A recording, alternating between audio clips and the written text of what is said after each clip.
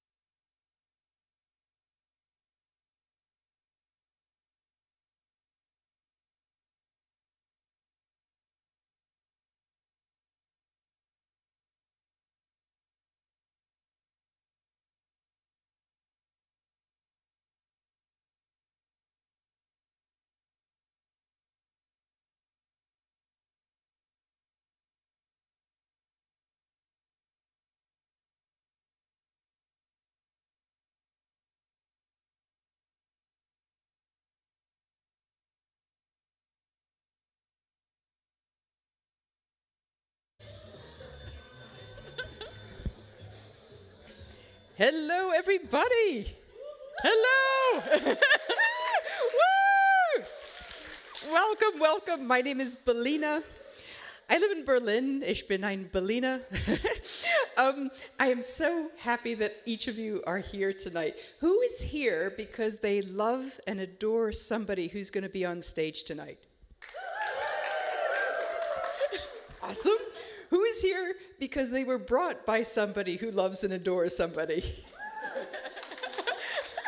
Okay, less. Good. And then who's here just because they thought it sounded cool? I love how that was the same person all three times. Awesome. Welcome, welcome. Okay, has anybody been to a sustainable stand-up show before? Me. Thank God Izzy is here. So here's the deal. I started this course about 10 years ago. And I wanted a way for us to bring loving form of humor to stuff that matters. So I've worked with climate scientists, I've worked with humanitarian experts, and tonight I've worked with fabulous students at UCL, and I am so excited. So they're doing stand-up comedy for the very first time. Woo! Yes! And our job on the stage and in the audience is to fill this room with as much love, light, and laughter as we possibly can. Are you up for that? Yeah. Okay, awesome. So they're very brave, and we're going to give them lots of love. And, okay, so I'm about to say something, and the human nature is going to be that you're not going to look behind you, but I want you to stay looking at me, okay? Stay looking at me. Behind you, keep looking over here. We're live streaming. Keep looking over here. So if you don't want to be on the live stream, don't look back there. Look on this direction. Okay. So I just wanted to let you know. Let's see. We have fire exits. We're not expecting anything exciting to happen, but in case you need to go, we'll do the airplane thing. So there's an exit just down there, and there's an exit sort of if you go behind and that way. So just in case. Are there any other announcements? Who's been to the Grant Museum before? This is an awesome place. Yes, the curator has been here before. Anybody else? Okay, so if you haven't come here before, please come again, because it's a really magical place. Each person that's coming up on stage here has picked one animal to be their spirit animal, which is going to beam them love while they're on stage. Yeah. So this is a magical place of potential and learning. Okay, so we have a practice which we're going to do to support and love the people coming up here, because it's scary for the first time. So in a moment, I'm going to introduce the first act.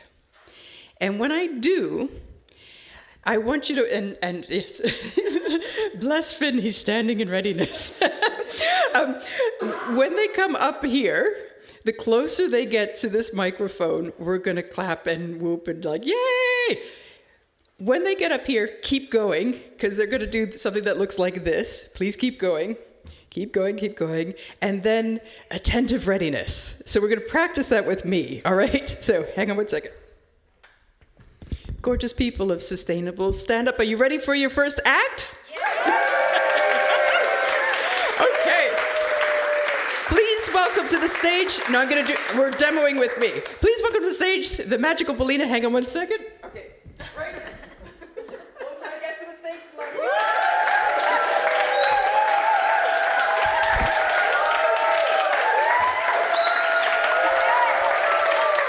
Awesome. You guys rock. Okay, we're ready. Thank you so much. Okay. So, please welcome to the stage the fantastic Finn. Woo!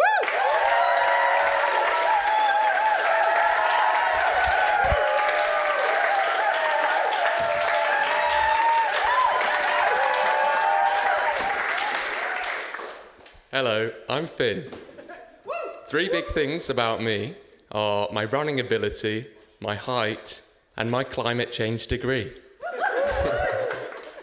I'm studying to become a climate scientist, one who is interested in how life across Earth has become more resilient to climate change.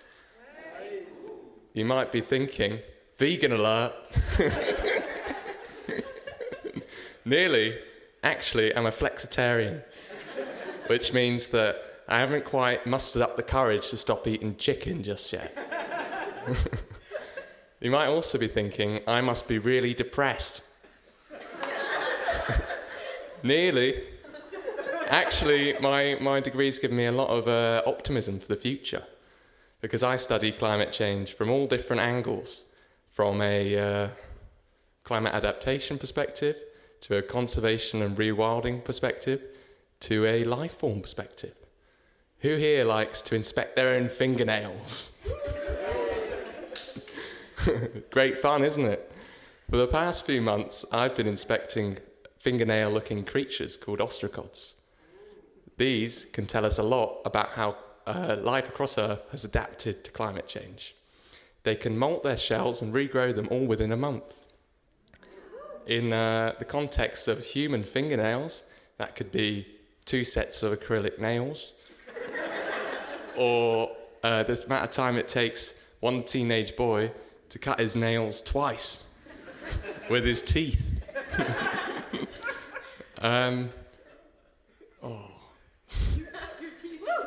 Yeah, the teeth.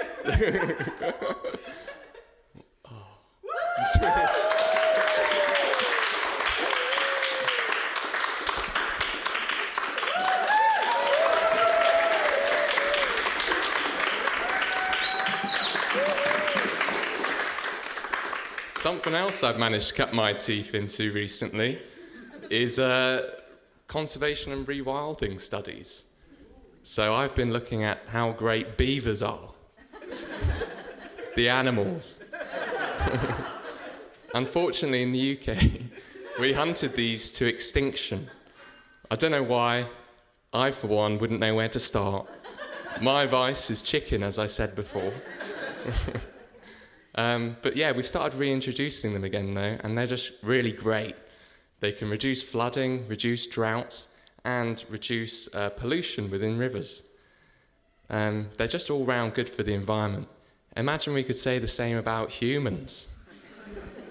We could say the same about humans if we started getting better at climate change adaptation. So, I've been studying climate change adaptation and found that we've done it in quite a few novel ways throughout time. In Peru, some people live on floating islands. In the Netherlands, it's dams galore.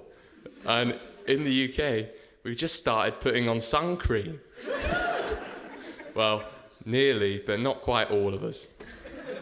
Now, I've personally had to adapt to climate change because of my height. Don't tell me you haven't noticed it.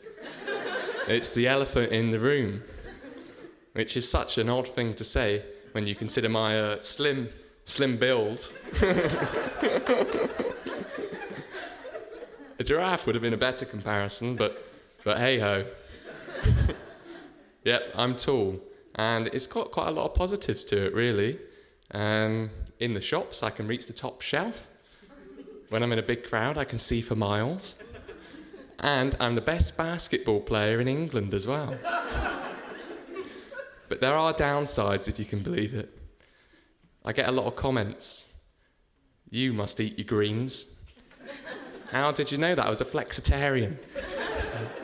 Were you grown in a greenhouse? No, but I do study greenhouse gases. And of course, how's the weather up there? That's the classic one. Now, it actually is very associated with my ongoing struggle with climate change and my height. Because you see, hot air actually rises, and it's getting bloody hot up here because of climate change. I've had to adapt in so many different ways, and it's really not been easy. Whether that be keeping my hair short, using those silly personal fans, or dunking my head in cold water every hour. It's been really tricky. But one time, someone asked me the question, how's the weather up there? I decided to respond in a slightly different way. I offered for him to come and have a look. To come and join the 2 meter club. Come on, up on my shoulders. He obliged. Is that the Eiffel Tower over there? He asked as he climbed up. We were in Paris.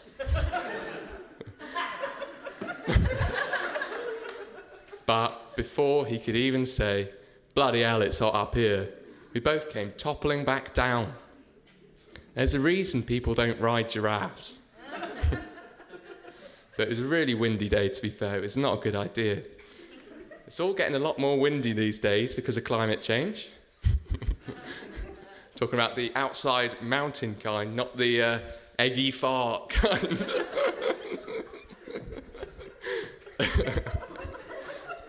But luckily for me, I run like the wind, the outside kind. And I love to run. My mama didn't give me these tree trunk legs for nothing. Yeah, I like it because it teaches me things about the world, it's environmentally friendly, and it gets me out and about. Recently, it got me out and about to Brighton on the train, and I was going there for the Brighton Marathon. And now, yeah, so the Brighton is a great place, really eco-friendly. There's a lot of, what's it called? Well, it's great for me because when I'm running, sometimes it's nice for me to go and give a tree a hug now and again. But yeah, so what am I saying?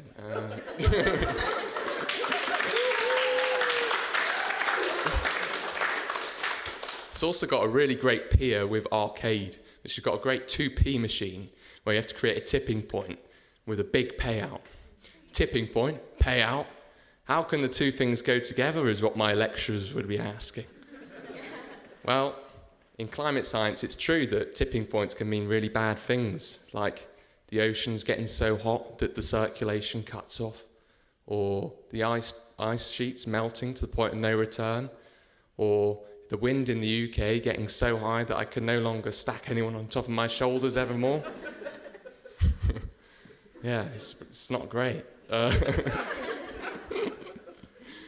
But it's different in the game. In the game, you want the coins to tip. I want the money and I want to win. So, you know, and when I did actually leave with a lot of money that day, which was fantastic. I just checked the paper again.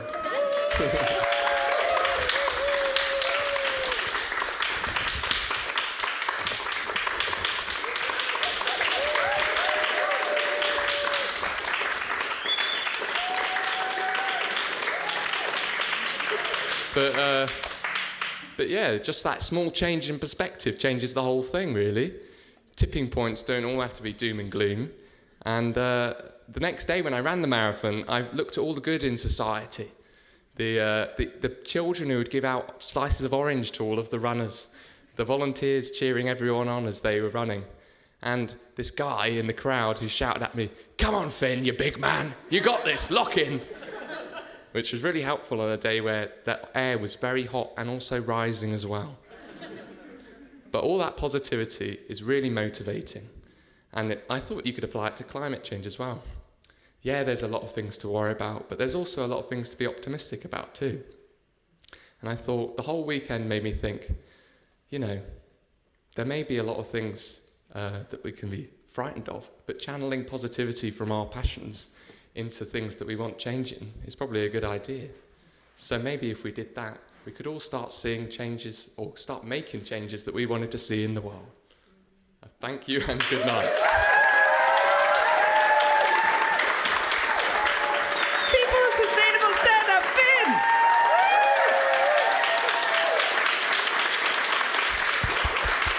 Awesome! One of the things that we're going to invite you to do at the end of the show is to notice a line that stays with you, that inspires you. So be on a treasure hunt for something that sticks with you, okay? All right, are you ready for your second act of the evening? Yeah. Please welcome to the stage the fantastic Fung! Woo!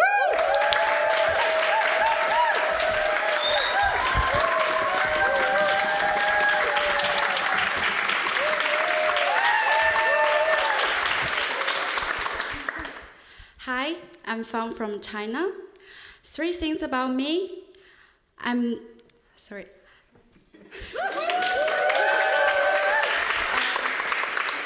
I'm here to protect the earth. I'm learning about British humor. And I'm a Marxism fanatic. Being a Marxism fanatic is mandatory in China. How I learned Marxism? Classic Chinese style. Textbooks and lots of exams. Once I dreamed Karl Marx graded me, and he failed me. But I still love Marxism for 3 simple reasons: protection of workers' rights, and sharing resources for the good of all, and elimination of boring work. So, if we students were treated as workers, then Karl Marx would have banned all those boring textbooks, even including his own book.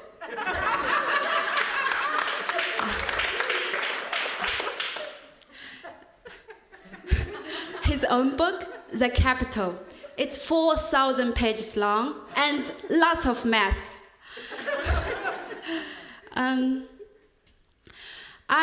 My work experience in China was nothing like Marxist style ideal.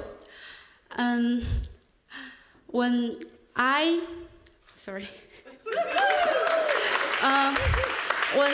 pulling 12-hour shifts, well, my boss clocks out right at 6 p.m. every day. And, well, what hurt me more? He had a Porsche. I only had a bike. And, and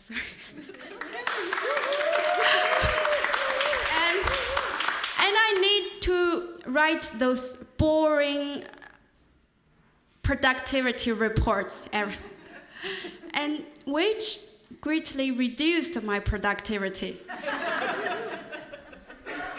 This experience made me realize how smart the Chinese system is. By learning about Marxism, but experiencing the opposite. So, it made me love Marxism, and it made me a real fanatic. Since I've been here, I'm learning British humor, and I realized there is a difference between Chinese humor and British humor. Here, people joke about capitalism, their work, and even global warming. We Chinese people can only joke about capitalism and our boss. We don't joke about global warming. So in our system, if we think there is a problem need to be solved, experts, we work out the right solution, and we do it quickly at scale. So,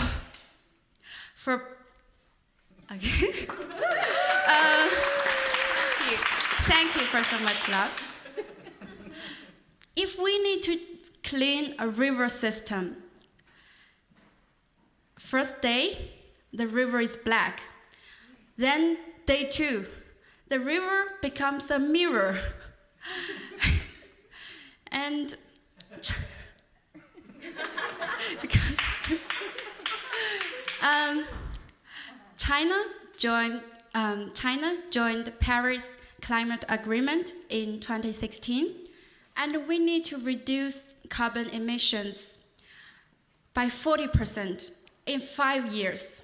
Wow. And guess what? In 2019, we did it! Even before the deadline. And what else?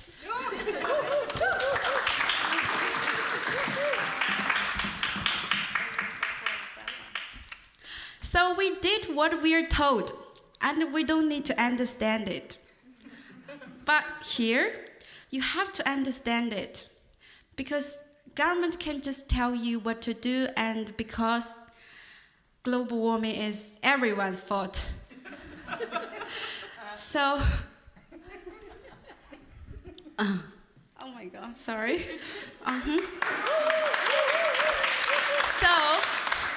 So jokes help to release the pressure. And only few months here, I'm feeling a lot of pressure. Of course, we need British humor.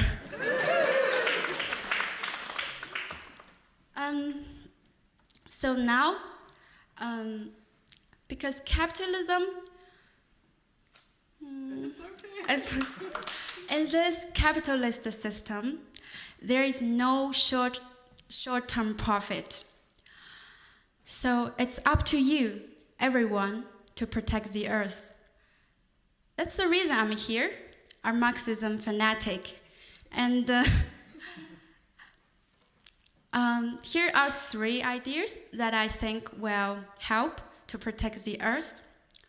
Buy less, share more, and go into the park. So buy less. You don't need a full sustainable water bottle. And share more. So if I go back to China, I will ask my boss, can I borrow your Porsche? And go into the park. Hyde Park in London is my favorite. The beautiful flowers, the wind, and big trees. Every time I was here, it made me feel like a warm hug. And this beautiful feeling made me realize work overtime is against the earth. Because if I work overtime, how could I have time to see those beautiful flowers and to see squirrels jumping in the park and flowers dancing in the wind? Thank you. And what's my last? Okay, I'm almost finished. Almost finished. What's the first page? It's a miracle. It's such a miracle. You have so many beautiful parks in London, in this big capitalist city. I think that's a lot of work. How you guys did it? And I hope you don't have to work overtime to keep these parks alive. And so, sorry I made so many suggestions. If you feel stressed, just ignore all of them. And, and first, please take care of yourself and love yourself. When you feel happy, you will love the earth automatically. We're all in this together. Thank you and good night.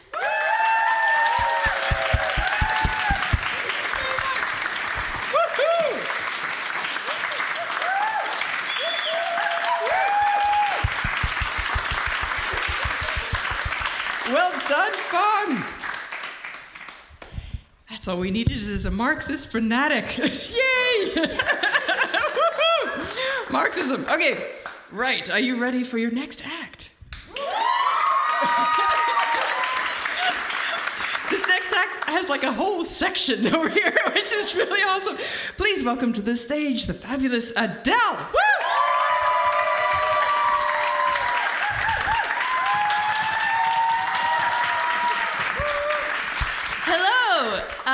My name's Adele. I'm a biology student. I love plants, and I just finished exams.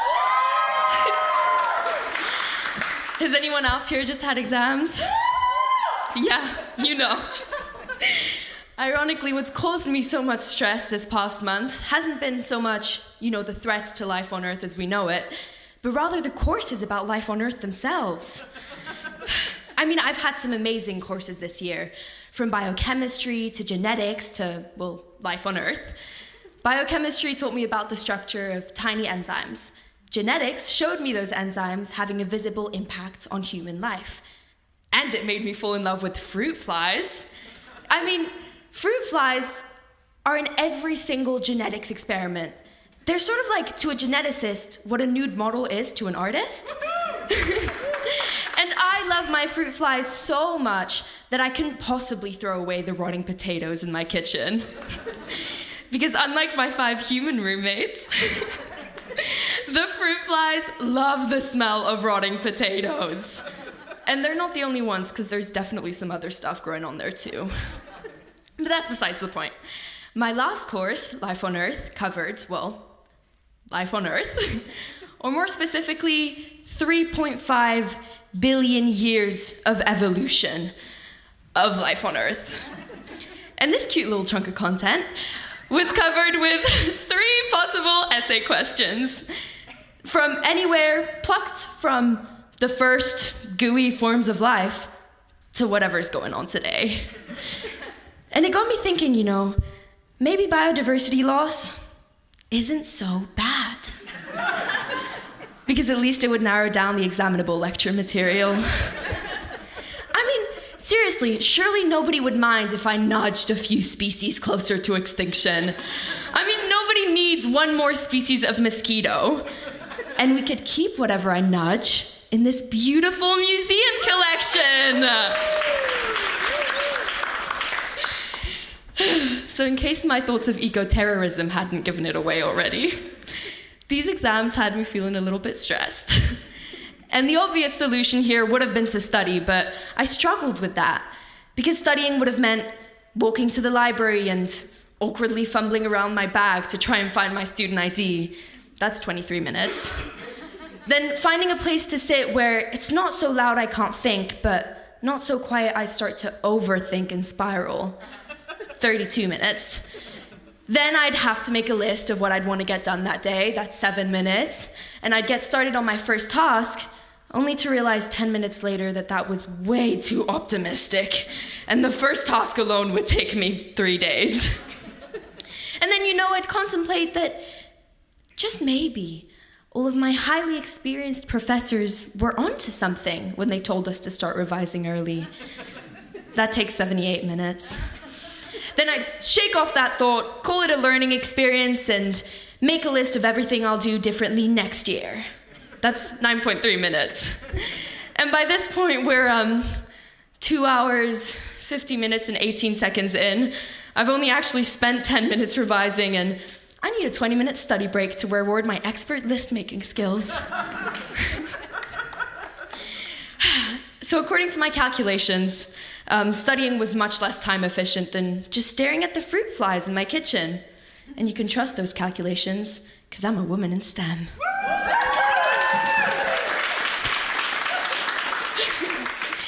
Has anyone here read Braiding Sweetgrass? Well, for those of you who haven't, it's a book about how we see plants, and it mixes the Western scientific view with an indigenous perspective. And after reading it, I realized there's way more to being alive than just being an animal. I mean, plants are alive too. And as a vegetarian, this makes things very awkward. But, plants grow, they respond to the world around them, and they have hormones, which is more than you can say for men. But seriously, most of us think plants are so deeply uninteresting that we don't bother seeing them at all. And there's a name for that. To a scientist, it's called plant blindness. Or, to a tree, it's just plain rude. But I think it's so silly, because imagine if we did the same thing with pets, pet blindness. Imagine a world with no silly videos of dogs chasing their tails or cats sassily pushing things off of shelves. We'd be missing out on so much. And I think the world would be much better if we all noticed plants, because we'd have so many more friends. You could hug your cat, and I could hug my favorite tree. Oh, and sorry, what's that? Your dog is your best friend? No way. Me and this oak named Sally, we go way back too. And it's not lost on me that this all sounds a little bit strange. But I think if we learn to appreciate every single aspect of life, from fruit flies to exam season and to oaks named Sally, life would be a lot more fun to live. Anyways, with that, thank you and good night. Done! Well done! Woohoo! Adele! Woo! Awesome. Do you really have potatoes in your... Yes, yes! Lovely, okay. Lovely. Okay, how are y'all doing? Are you, by chance, a little thirsty? Yes. Okay. Awesome. Okay, so we're going to take a 15-minute intermission. Is there anything I need to say before the intermission happens? Does everyone know how to get to the loo? Does everyone know how to get to the loo? So the circle of life, you have a drink and then it goes through your system. Yes. Okay, so here's... Sorry. So the emergency exits are there. The bathroom, there's a little bowl with a card that you need. Please don't pee in the bowl. Take a card and follow somebody who knows where the bathroom is. We'll help you find it. It's sort of over there, but you need a key card and please bring the key card back. And again, don't pee in the bowl. Anything else that we need to say? The cards are at the front desk. That's a much clearer way of saying it. Thank you, Dennis. Drinks are free. Drinks are free.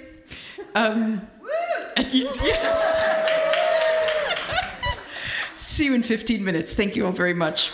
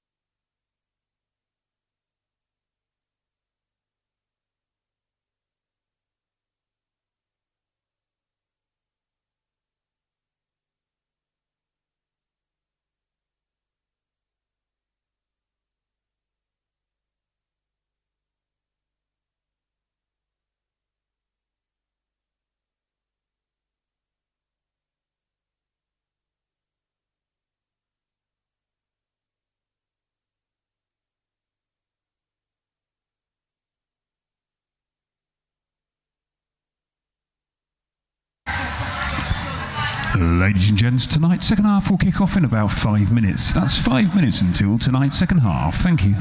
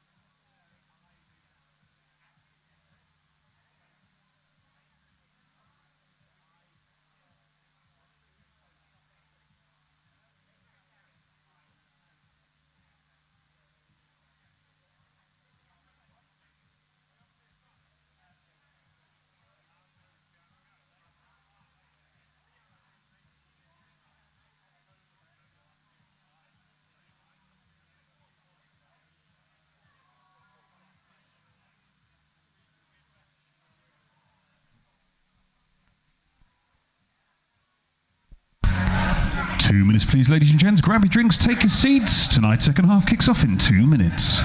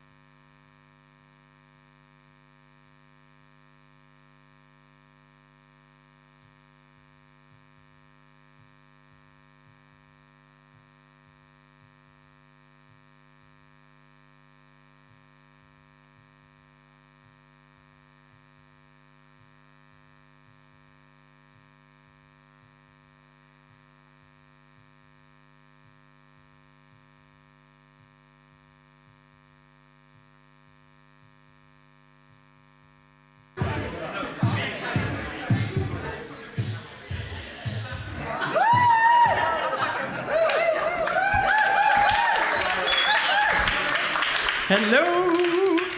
Have a good intermission. Very cool. I wanted to introduce you to a fabulous person. Her name is Izzy, and we would not be here without her. So can I please invite Izzy on stage? I have to do this fancy thing where I do. Hello, everyone. I don't have anything to say. I'm just saying hello. Shall I pass back over? Firstly, thank you so much, everybody, for coming and supporting these incredible people. They are so brave to do this. I have been on this course, so I know where they are, and it's just such a wonderful thing to be able to bring this to UCL. So thank you. Thank you very much. Thank you, Izzy. We are going to see Izzy in a little bit for a playful panel. I asked, sometimes it's hard to, when you're improvising up here, because everybody else has written their set properly. You know, that's what I teach in the class, write your set. But I riff up here. And I asked Izzy, have I explained what the sustainable stand-up course is, how often I've run it, how I can fight with the wire. And she's like, no, you said you did it a lot. So I've run it, I created this about 10 years ago. I've run it over 50 times across 10 countries and online. And, thank you. And I've been able to, thank you very much. I've been able to work with, as I said, NASA climate scientists, humanitarian workers, the Red Cross Climate Center, lots of different extraordinary groups who are trying to make the world a better place. And that's why it is so beautiful and exciting to work with these students here. Okay, so we're good. Yes. Yes, we have one classmate from our class who unfortunately was not able to be here, and we just wanted to beam love to Andrea. So if you're happy to be in the live stream just briefly, but you are in the dark, so there's not a huge risk, if we could beam love to Andrea now, and let's see, how should we do that? Love, maybe that's, if we could just turn around and go, love, on the count of 3. 1, 2, 3. Love. Thank you. Thank you. We miss you, Andrea. Okay, so, right. So we're going to have 3 more acts. Are you ready? Okay. So remember, the closer they get to here, the louder you are. Keep going while they do this mic stick thing. Keep going. And then when they stand back here, just holding the mic, attentive readiness. Yeah? Let's see how we go. Please welcome to the stage the fantastic Yai Ching. Woo!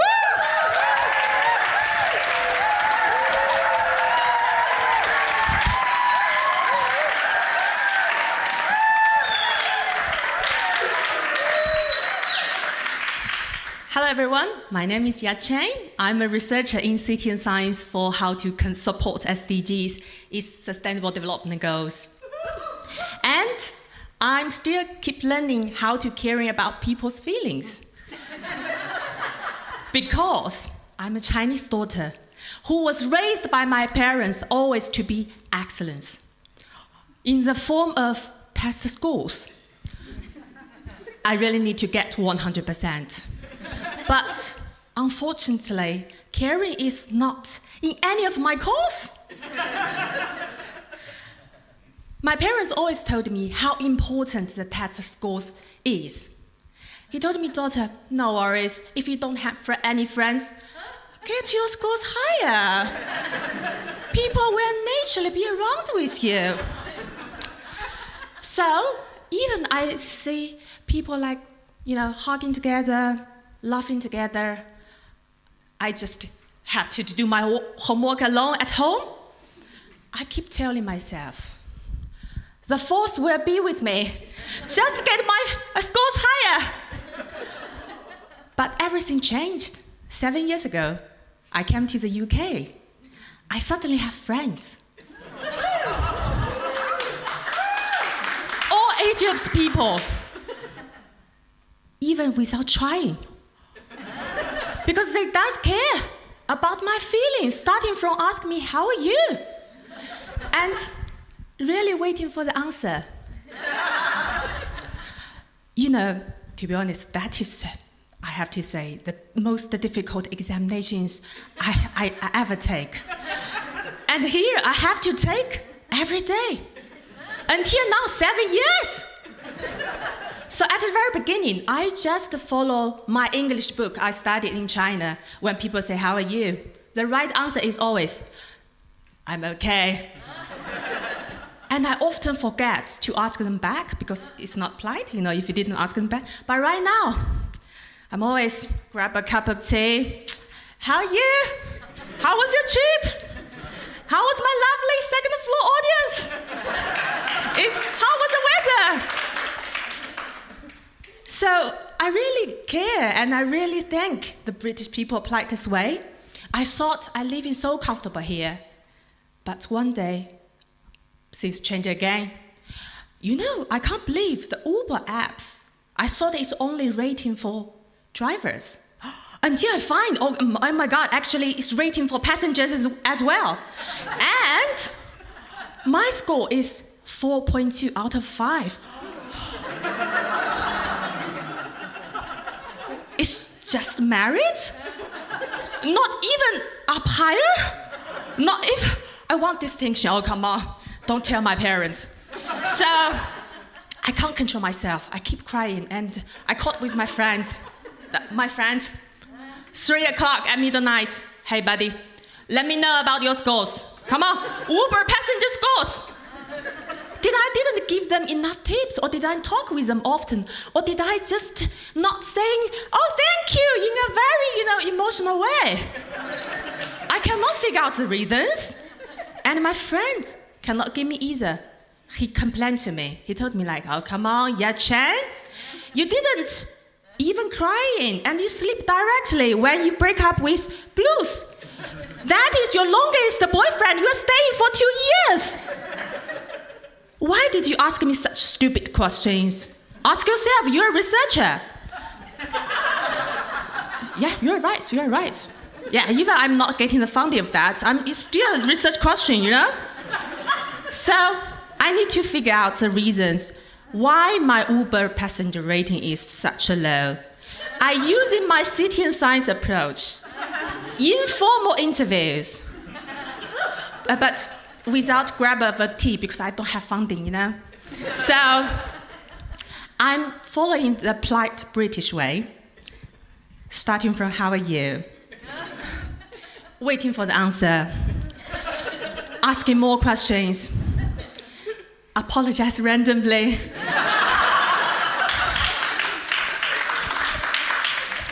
But one day, it's such an awkward time. Starting from I accomplished with that Uber driver for his fantastic electric cars. And he started complaining with me a lot. You know what? I'm not willing to have in the electrical cars.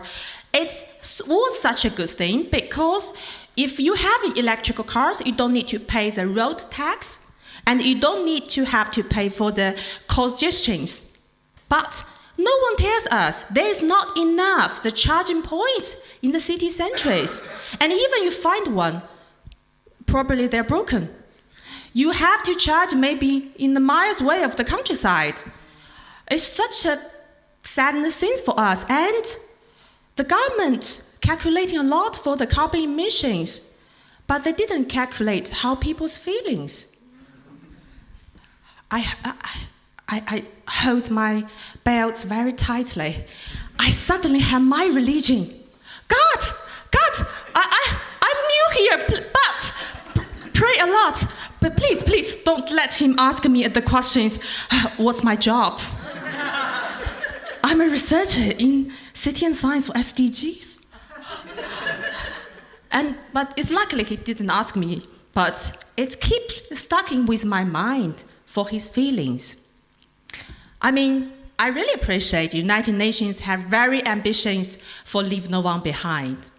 But what if we just push everyone forward? Luckily, I'm city and science. I'm doing public engagement. And thank you for British people. I'm knowing some skills. How to care about people's feelings. So maybe in the future I can make people more happier for sustainability in a comfortable way. And My final announcement.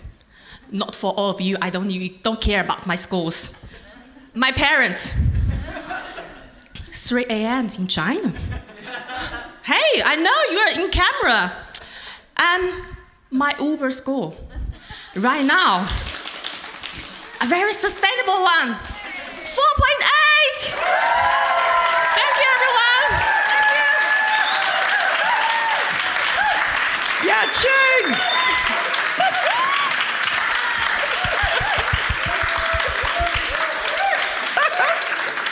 I love that. I love everybody's set who's come up here. And I have to say, God, I'm new here. Feels like such a lovely line for life. God, I'm new here. Okay, are you ready for your next act? Please welcome to the stage the fantastic Todd.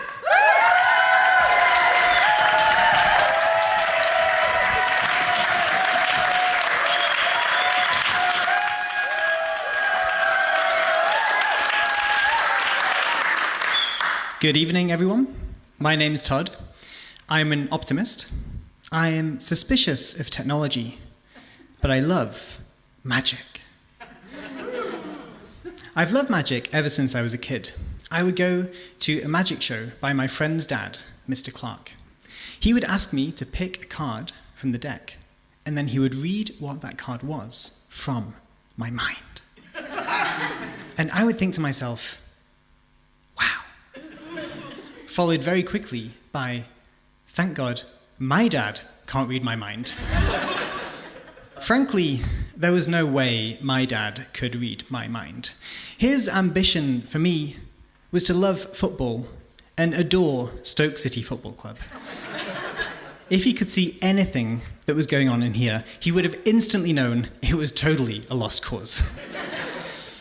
As I started to get older, I became suspicious, however, about Mr. Clark's magic.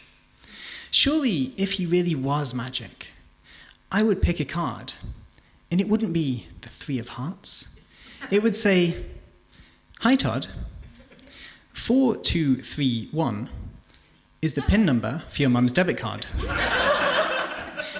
You can use this to buy yourself ice cream." That would be real magic. But just as I was getting suspicious about the potential for magical dads, the world around me seemed to be getting more magic. Let's take the evolution of maps. When I first started reading Harry Potter, it was in the back of a car when my parents were driving us on a camping trip. We were going from Lancashire, where my parents lived, to the Lake District, and I was in the back reading my book, of course, with a fake cover that said, "A History of Stoke City Football Club," trying to concentrate as my parents tried to read the map. Has anybody else had the experience of people reading a paper map in the car? If my mum tried to read the map, she would get very carsick. If my dad tried to read the map, well, he could read it, but he would forget to steer the car. Either way, it was very stressful, and my parents would argue a lot, until one day, along came Google Maps. Google Maps was real magic. It told us exactly where we were, where we needed to go, and even kept my dad's eyes on the road. Perhaps best of all, it stopped my parents from arguing. With each other, because these days they argue with the phone instead. Inspired by Google Maps, I always knew I wanted to work with technology. Any tech people in the audience? Yes, there are. It's okay. I know there's some, but tech people are introverts, so. I thought tech was magic. I started programming when I was 13, and I would sit in front of the computer typing these arcane languages, and the computer would do things. In Harry Potter, you can cast the spell Obliviate. Good job Amanda's already been, because she just forgot her entire set. Because that would wipe someone's mind. In computer language, you could type RM space minus rf space slash, and it will wipe the entire hard drive of the computer, which I happily verified on the computers of my high school. Like me, however, technology, and even Google Maps, can be a little bit mischievous. I have a friend whose mum, Mrs. July, she's a wonderful woman. She went to Budapest, and she'd heard that the bathhouses were really, really good. So she hears about one called Széchenyi, which apparently is very, very nice. She opens Google Maps and types in Széchenyi, S-Z-E-C-H-E-N-Y-I, Széchenyi, and it navigates her to this beautiful, grand building. She's very happy. She goes in, she pays for entry, she finds the changing rooms, gets changed into her swimming costume and her flip-flops. But she can't, however, find the changing rooms. Sorry, she's found the changing rooms. The swimming pool. Because it turns out that on Google Maps, before she had hit search, she first hit the spacebar, which auto-corrected Széchenyi, the baths, to synagogue, the religious building. Mrs. July is blissfully unaware of this fact. She is walking around, flip-flopping around, trying to find the swimming pool as she goes deeper into the synagogue, until she hears from the other end of the corridor a very confused rabbi, "Shalom, madame?"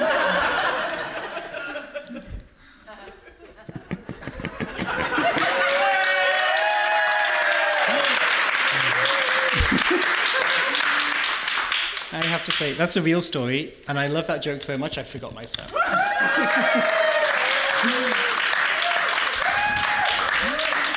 So, after high school, I went on to study computer science and eventually become a software engineer. And it was great, but after a while, I started to feel like something wasn't quite right, especially with big tech. Google. Google had promised to organize the world's information and make it universally accessible to everyone. But I think they maybe took that a little bit too seriously. Do companies like Dyson, who make vacuum cleaners, really need to know that over the past 2 weeks I've been Googling Harry Potter magic and which is the best bar in Budapest? I don't think so. All they really need to know is that I already have a vacuum cleaner, it works very well, and I don't need another one. Facebook. Facebook, alongside Instagram and WhatsApp, is owned by Mark Zuckerberg. Mark Zuckerberg wanted to use social media technology to connect human beings together. As far as I can tell, he's only succeeded in connecting us all to our local conspiracy theorists.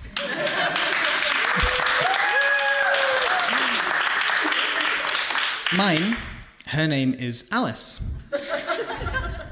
I bump into Alice occasionally in real life, but on Facebook, she is every other post.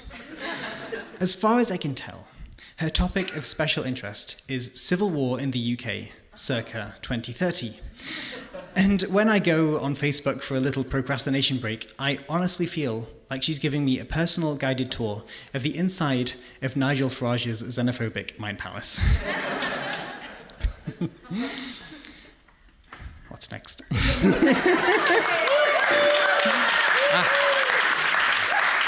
The thing is, though, that millions, if not billions of us being locked inside Nigel Farage's mind palace is actually very profitable for some people. Big tech oligarchs, people like Mark Zuckerberg, but also Jeff Bezos and Elon Musk, they have spent the past 20 years inventing a new kind of digital capitalism, which is very profitable for them, but extractive, controlling, and even addictive for us. If I may say so, ladies and gentlemen, these oligarchs are not the dads that we want reading our minds. The thing is that technology can be magic. Medical technology eradicated smallpox. Social and political technology gave us liberal democracy. GPS technology stopped my parents from arguing in the car. I even heard that there's something else recently that could stop them from arguing anywhere. I think they call it couples therapy. Anyway, we have all of the magical ingredients we need to imagine a better future. Instead of surveillance capitalism of us, how about we have surveillance capitalism of our fridges and never run out of oat milk again? Instead of connecting over Facebook and making Mark Zuckerberg even more rich, why don't we build fast trains in Northern England and connect in person?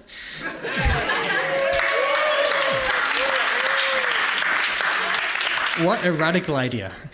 Someone please tell Keir Starmer that Mark Zuckerberg is worth £157 billion, and he could pay for HS2 not once, but twice. Maybe, instead of Alice posting conspiracy theories about the UK's next civil war online, she should be here with us at an amateur comedy event offline.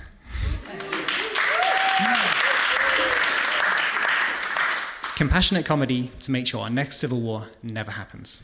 Thank you. Good night. Done! Well done! Woo! Woo-hoo! Awesome! Yes! Beautiful. Okay. Are you ready for your last act of the evening? So, just to let you know, so there's one more act, and then we're going to do a playful panel, and then we're going to do a group bow to give everybody love that's been on stage tonight. So, okay, so hang on for 1 second. Please welcome to the stage the fantastic Kelly.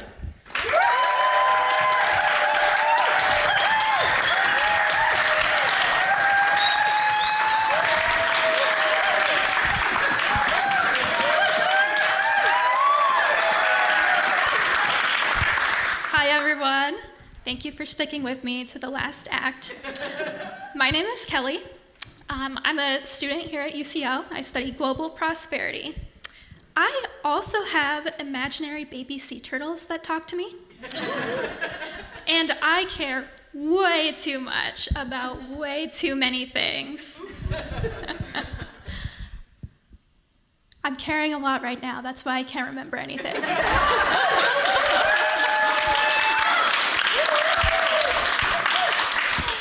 If you're wondering if I'm the type of person who goes into job interviews and I just claim my greatest weakness is that I just care too much. Yeah, exactly. I am that kind of person because I really do think it's a weakness. Let me put it this way. People who don't care very much have it so easy. When most people find out about the existential threat of climate change, they think, oh, what can I do? And maybe they learn a few nifty little environmental tricks. Maybe they recycle a little bit of plastic and they think to themselves, wow, I probably just saved a little baby sea turtle. And they feel pretty good about themselves, right? But if you're like me, and you care way too much. What can I do? Rapidly morphs into what do I need to do? Because I needed to personally save the environment the way that I needed to shower or eat or breathe. So I was actually doing a pretty good job, not to brag, but I was thinking about everything. The water usage, the carbon footprint, the landfill waste. I thought about it all the time.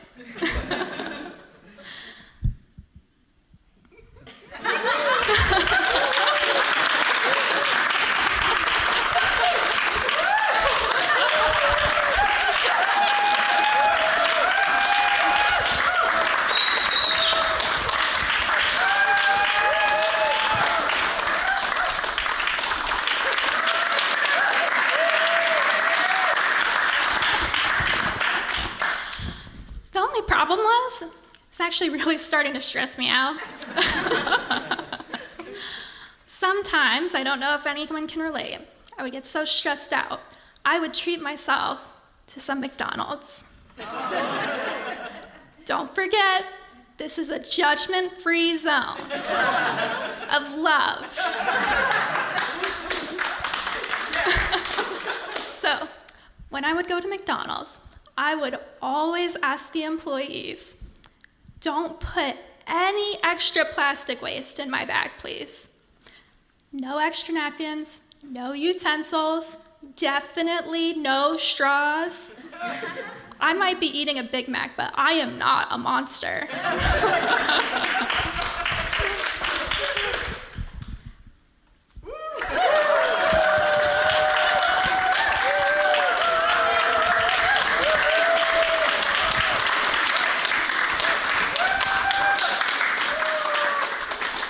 But sometimes the exhausted and underpaid McDonald's employees would forget, and they would put a straw in my bag anyway.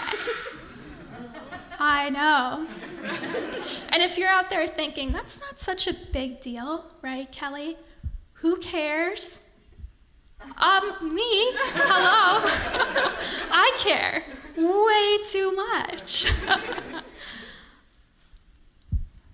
Man, the baby sea turtles are really getting to me tonight.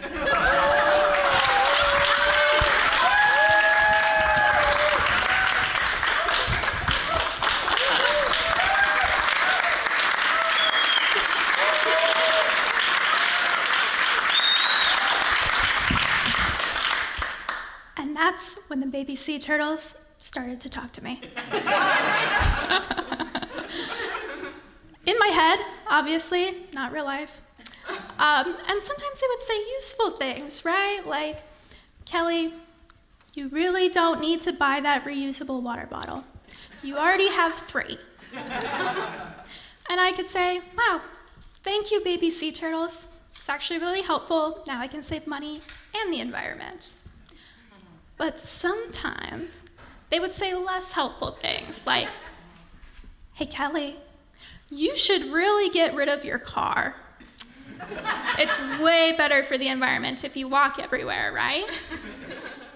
And I might say, well, baby sea turtles, that is interesting, but have you considered, I live next to a highway with no sidewalks in a suburb of Phoenix, Arizona, where it is literally hot enough to fry eggs on the asphalt.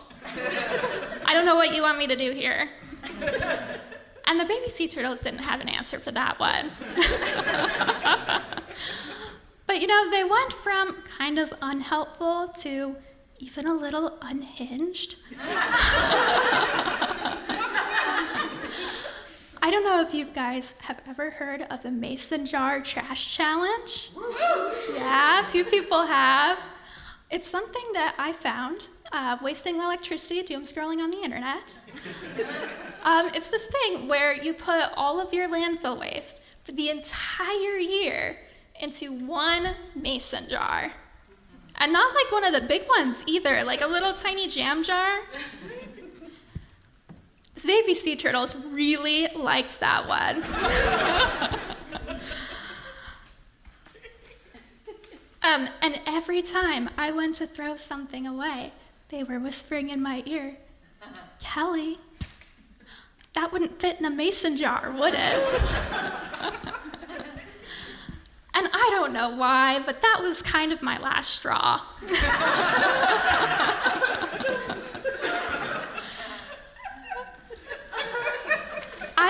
I had hoped that with all of this help from the baby sea turtles, that maybe I would start feeling good about myself at some point, right? And about my impact on the environment. Spoiler alert, I was not. Actually, I was breaking out into hives from the stress. And honestly, I had just reached the end of my caring. I could not have cared less if the baby sea turtles did go choke on a straw. I was starting to feel like those imaginary little baby sea turtles had managed to stuff me into a jar, and oh my gosh, I needed to breathe. So, I let myself out of my metaphorical mason jar prison. And guys, it is so nice out here. If you've never given yourself permission to care just a little less, I highly recommend it.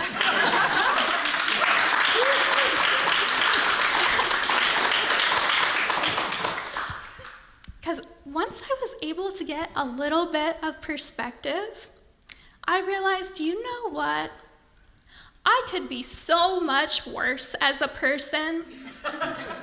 Like, do you think billionaires care how many straws they throw away? Do you? I highly doubt it. I bet Jeff Bezos is standing on his gas-guzzling mega yacht throwing blood diamond encrusted straws into the ocean just for fun. You know what I heard? This is interesting. I heard Jeff Bezos eats baby sea turtle eggs for breakfast. I know. Shame. It's just that eggs in America, the regular chicken kind, have gotten so expensive lately. Even Jeff can't pass up a deal. But in all seriousness, wealth inequality is a really big issue. Well, Jeff is out there playing with his spaceships, and I'm out here harassing McDonald's workers about plastic waste. Those McDonald's workers are actually trying to just make sure they can pay rent this month. So that's why I decided to study global prosperity.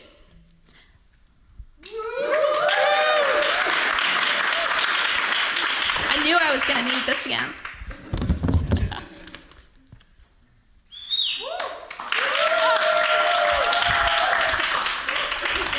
It's not that sustainability isn't important. Please don't let that be your only takeaway tonight, please. It's just that I finally realized that systemic change is always going to be more effective than, my imaginary baby sea turtle straw crises. For my mental health, for the people around me, and for the planet too. The baby sea turtles really like that one. So, we've decided to put our energy towards higher causes, like dismantling late-stage capitalism. Yeah. So now, I let the baby sea turtles go bother Jeff Bezos instead. Yeah. They're really pissed off with him about the egg thing. Thank you, and good night.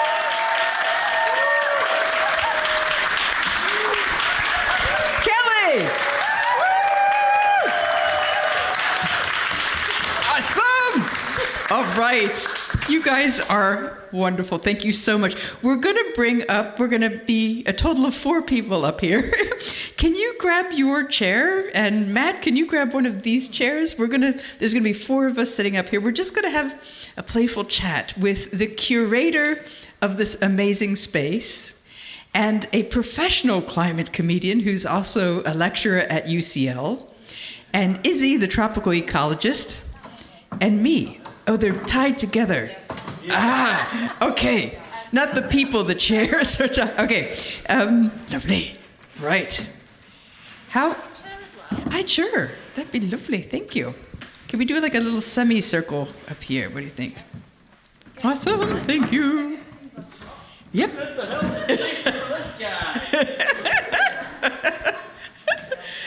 Yeah, but you're closer to the exit now. It is so lovely to have you here. Yes, we have visual aids. Sir, hang on one second. All right. Have you guys had a good time tonight? Woo! Thank you.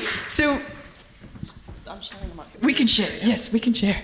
None of this would happen without these 2 people, and we're really excited to have that one on stage too. So let me explain. So, Izzy, you have taken this course. You're a lecturer of ecology. Why were you excited to bring this course to UCL? So, For me, firstly, I remember standing on the stage and how terrifying it was. And I also remember the high afterwards. And you have just been incredible tonight. Really, really well done. Enjoy this.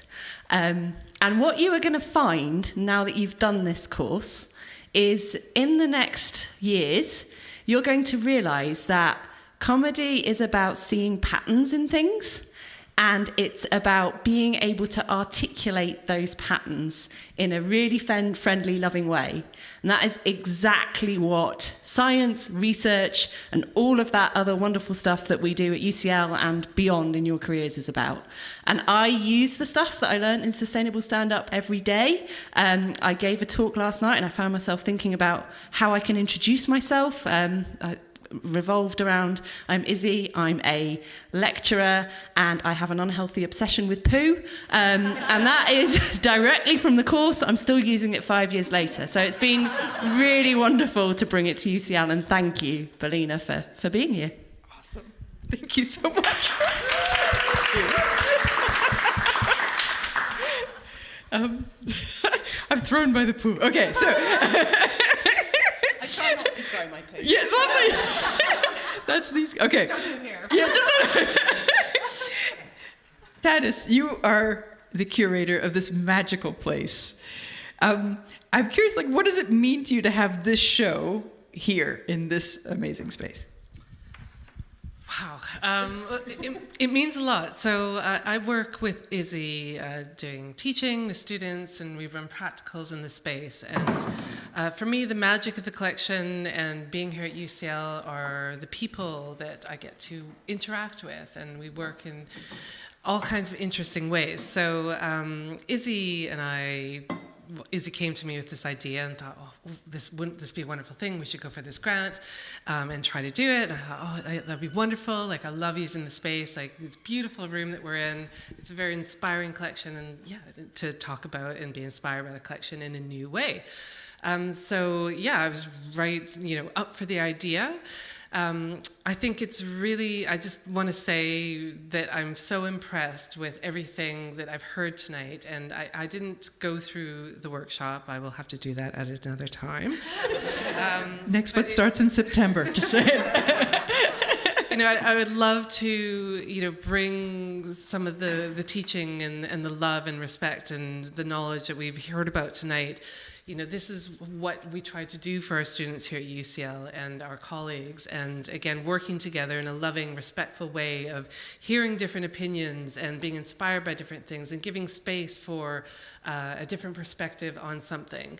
And certainly, yes, we're in a zoology museum, and we have students of zoology and related to climate change, but all different disciplines come and connect with this collection in various ways. And I think that I've been making notes, and I think one of the questions later on is going to be, what was one line of the show that resonates with you?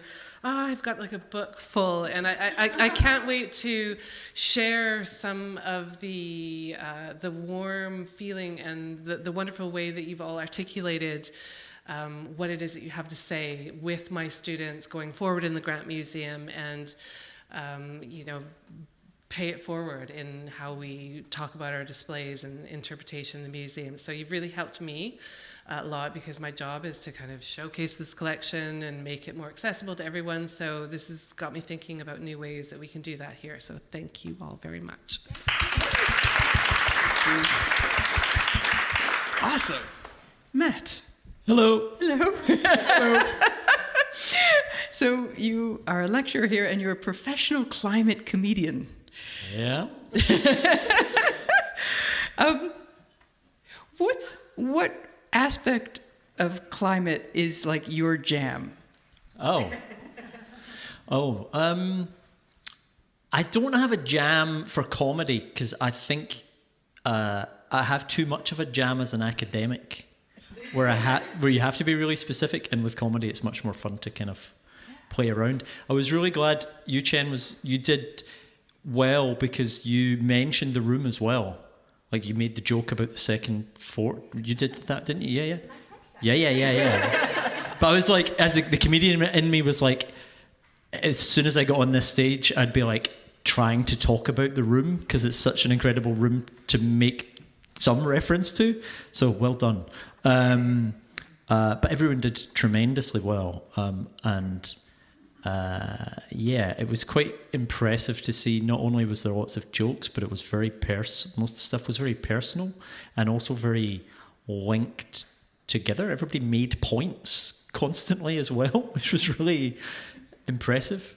Yeah, and so I started doing comedy during my PhD, and now 17 years later, I still work in that area, but I make half of my living from doing comedy about the thing that I studied during my PhD. What I'm saying is, don't do that. It's not worth it. No, do what you enjoy, and take things whether you just do this once or whether you end up doing it forever. It doesn't really matter. It's kind of what you take away from it. But yeah, very impressive young people. Fabulous. Thank you very much. Lovely. I was brainstorming questions on the train. She's looking at me. Oh my God. And the question that my brain came up with for you, Dennis, was, because you're the curator of this magic place, is if you died and wanted to display your remains as part of the exhibit. Now, this is not a death threat, by the way. This is just a curious... How would you work yourself into this amazing... Okay, so this has been considered. So See? Not for me personally, folks. Okay. I should say just a gentle correction. I used to be the curator here. I'm now the head of the collection, but I'm also responsible for the pathology collection. So keeping that in mind, I think it would be more, hopefully I'm not that pathological when I go, but I do have another collection that is more of the human remains variety, which I could go into. However, I do have, my son is obsessed with birds. He's always been a bird boy and wished for a bird. And I always thought, oh God, we're never gonna, pets, like we travel, like birds, keeping them in cages. Oh my God, never. But one day, lo and behold, a bright blue budgie showed up on our balcony, and it was a found, it chose us. So we have this budgie. So there have been various discussions about when Smollow, the budgie, does expire, will Smollow become a specimen of the Grant Museum? So I've okayed this with my son. I have a taxidermist in mind. Everybody is knows what to do if some illness befalls this gorgeous little bright blue bird. So again, this collection is beautiful, but when things die, there's not a lot of color associated with the dead stuff. So in my museum mind, having a bright blue bird in here would be great, a flash of color, to jazz up the display. So I've okayed it with my son. He's okay. He does want to spend some time with the taxidermied bird before we hand it over to the museum. So there is a plan for the bird. I hope I don't actually end up in the pathology museum, because that would say that there's something drastically wrong with me. We do have human remains. Humans are part of the animal kingdom, and we do have some displays over there. I was telling you at the beginning of the evening, I digress when I get nervous on stage like this anyways. But one day,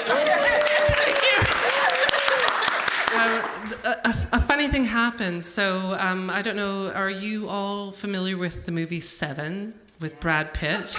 And there's that famous scene, what's in the box? What's in the box?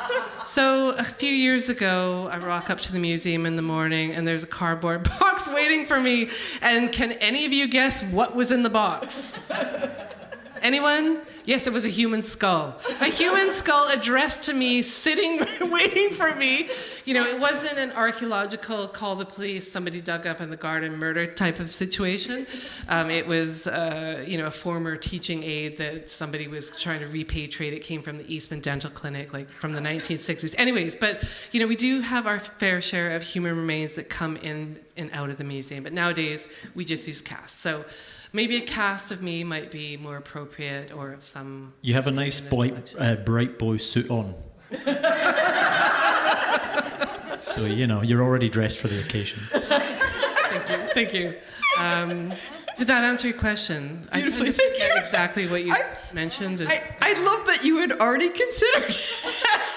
Well, it's a question that is asked. Yeah. Where, a lot of people are like, oh, you're the lady that's into the dead stuff. It's like, well, I become desensitized to it, and then you get a reaction of a visitor from time to time. And I remember when this group first came in, and a lot of you hadn't been to the Grant Museum, and there were some expressions as you walked around, some wide eyes, like, I don't really know how to. Is this okay? How do I feel about this? But I'm glad just that you've all come around and feel comfortable in this space. I hope you will feel going forward that this is a home to you. You can come here, talk to me, hang out, do stand up during public hours anytime you like. It would be an asset. So please come back. Awesome. Thank you, Janice. Thank you. Matt, you were jumping to get in there. What would you like to share with us? Waiting for me to shut up. No, I'm good. I'm just as dangerous as you are. I'm just remembering what everyone said. I was just looking at bits, and I was like, oh yeah, that was a good bit. What were you pleased to notice, Matt? I think I was quite pleased to notice. So one way that when I talk about climate change, I often start with, it's really hard to get into the really heavy stuff because it's so you have to find a way in. And so the way in with comedy is often shared connections, shared observations, things that other people have experienced. So that is kind of what comedy is. We're kind of laughing at oh, you know this. So there was a lot of that, stuff about Uber and things about Facebook, all the ways in and marathons and other things like that. It was nice to kind of see you making it relatable. There's either relatable or there's talking about baby sea turtles talking to you. And which is also it's what I used to do, which was when I started doing comedy, I was always quite a bit weird. But in a good way, in a good, it totally works as you should be proud of that. That's my jam. And so it was good. It was a mix of everything. Sorry, me again. Just to add to what you said, I really, really liked how all of you touched upon different aspects of climate change and the different experience about how we connect with it and feel, again, how responsible, how bad should I feel about this? Can I, and just the different topics. It was a really nice overview of, again, thinking about so many things and caring about so many things. And I think collectively you all covered that, and it was a really, really nice balance. Thank you. And to add to that, having been through the course, we were sitting here in the Grant Museum, how many weeks ago? Was it about 7 weeks ago?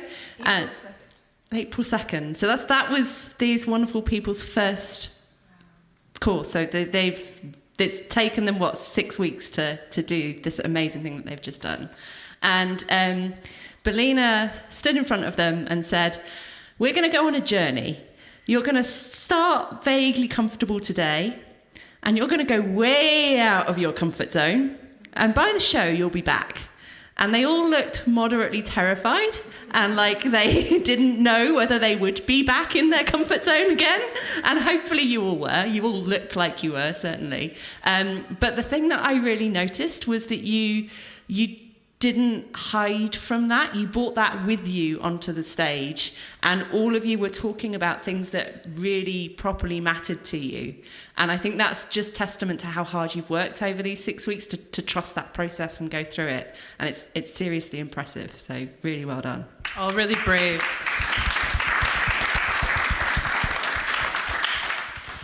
Part of the reason I created this course is it's not to turn people into stand-up comedians. It's actually, how can we practice being kind, generous, and connected even when we're afraid? Because if we can do that, we can face all the climate stuff we're facing right now. If you're tempted to take this course, there is a website called Giggling with Earth. I'm going to say that again because someone was coughing very loud.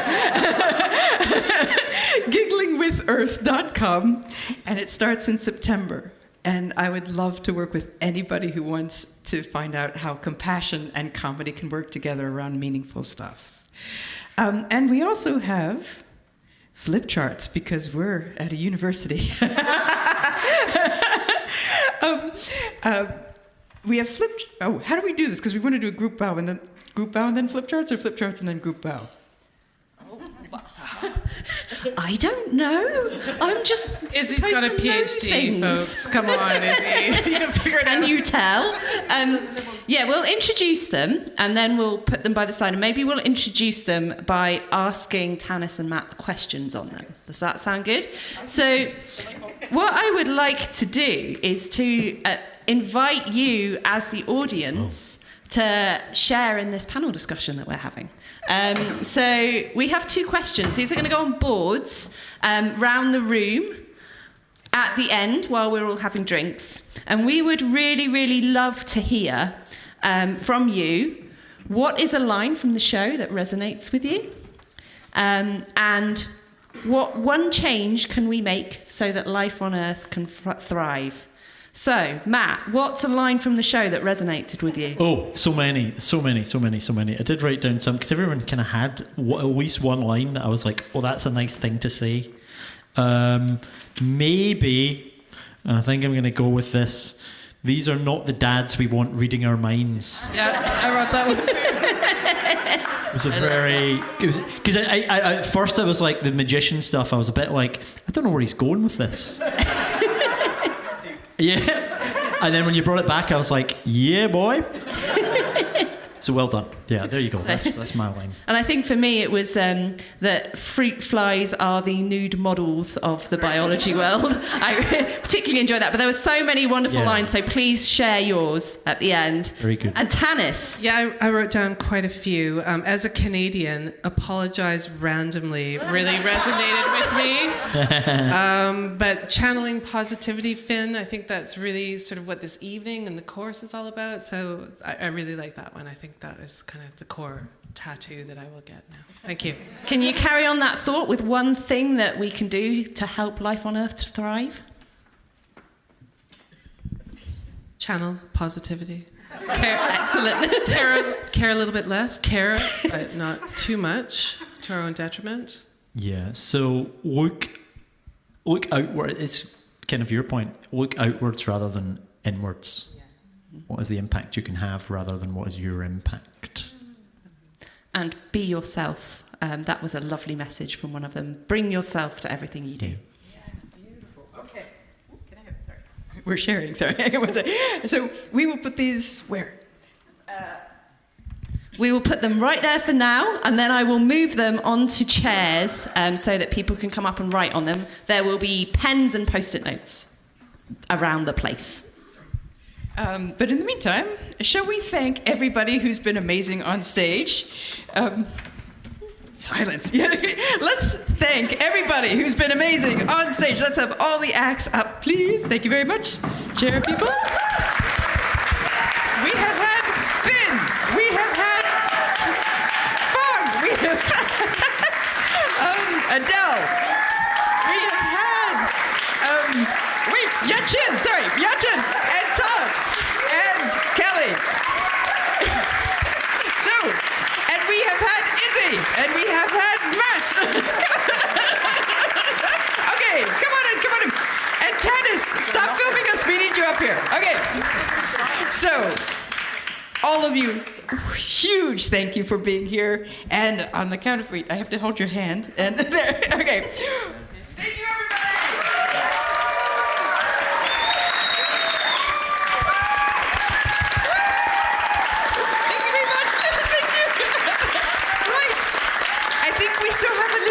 Left or drinks are in the back. Thank you so much for being here. Have a beautiful night. And thank you, everybody on the live stream. Don't look, live stream. Thank you. Just huge thanks to Belina.